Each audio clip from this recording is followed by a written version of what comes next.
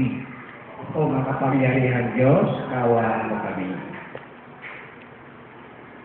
Ang aming kapatid na si Eva, nasa binyag ay tumanggap ng bithin ng buhay na walang hanggan upang mapasama siya sa mga banal sa langit, ipagdasal natin siya sa Panginoon. O makapangyarihan Diyos, kaawaan mo kami. Ang aming kapatid na tumanggap ng katawang mahal ni Kristo, ang pinapal na bibigay ng buhay na walang hanggan upang siya muli mabuhay sa huling araw, ipagdasal natin siya sa Panginoon. O makapangyarihan Diyos, kaawaan mo kami. Ang aming mga ibang kapatid, mga kamag-anak, mga pinagkakawatangang loob, upang tantipalaan sila, ipagdasal natin sila sa Panginoon.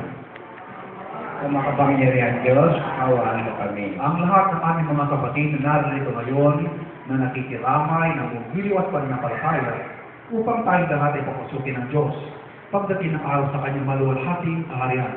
Ipagdasal natin silang lahat sa Panginoon. O makapangyarihan Diyos, kaawaan mo kami. O Panginoon, naway